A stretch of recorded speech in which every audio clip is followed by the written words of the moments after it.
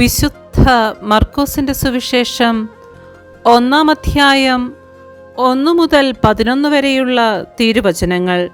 സ്നാപകന്റെ പ്രഭാഷണം. ദൈവപുത്രനായ യേശുക്രിസ്തുവിന്റെ സുവിശേഷത്തിന്റെ ആരംഭം. ഇതാ, നിനക്ക് മുൻപേ ഞാൻ എൻ്റെ ദൂതനെ അയക്കുന്നു. അവൻ നിന്റെ വഴിയൊരുക്കും. മരുഭൂമിയിൽ വിളിച്ചു പറയുന്നവന്റെ ശബ്ദം, കർത്താവിൻ്റെ വഴിയൊരുക്കുവിൻ, അവൻ്റെ പാത നേരെയാക്കുവിനെന്ന് യേശയ്യാ പ്രവാചകന്റെ ഗ്രന്ഥത്തിൽ എഴുതപ്പെട്ടിരിക്കുന്നത് പോലെ പാപമോചനത്തിനുള്ള അനുതാപത്തിൻ്റെ ജ്ഞാനസ്നാനം പ്രസംഗിച്ചുകൊണ്ട് സ്നാപക യോഹന്നാൻ മരുഭൂമിയിൽ പ്രത്യക്ഷപ്പെട്ടു. യൂദയ മുഴുവനിലെയും ജെറൂസലേമിലെയും ജനങ്ങൾ അവൻ്റെ അടുത്തെത്തി.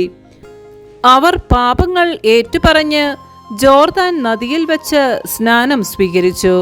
യോഹന്നാൻ ഒട്ടക രോമം കൊണ്ടുള്ള വസ്ത്രം ധരിച്ചിരുന്നു.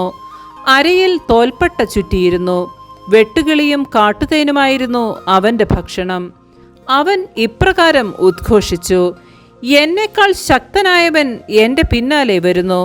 കുനിഞ്ഞ് അവൻ്റെ ചെരുപ്പിൻ്റെ വള്ളികൾ അഴിക്കാൻ പോലും ഞാൻ യോഗ്യനല്ല.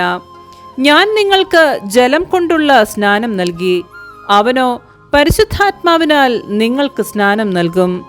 അന്നൊരിക്കൽ യേശു ഗലീലയിലെ നസ്രത്തിൽ നിന്ന് വന്ന് ജോർദാനിൽ വെച്ച് യോഹന്നാനിൽ നിന്ന് സ്നാനം സ്വീകരിച്ചു. വെള്ളത്തിൽ നിന്ന് കയറുമ്പോൾ പെട്ടെന്ന് ആകാശം പിളരുന്നതും ആത്മാവ് പ്രാവിൻ്റെ രൂപത്തിൽ തൻ്റെ മേൽ ഇറങ്ങി വരുന്നതും അവൻ കണ്ടു. സ്വർഗത്തിൽ നിന്ന് ഒരു സ്വരമുണ്ടായി: നീ എൻ്റെ പ്രിയപുത്രൻ, നിന്നിൽ ഞാൻ പ്രസാദിച്ചിരിക്കുന്നു. നമ്മുടെ കർത്താവായ മിശിഹായ്ക്ക് സ്തുതി.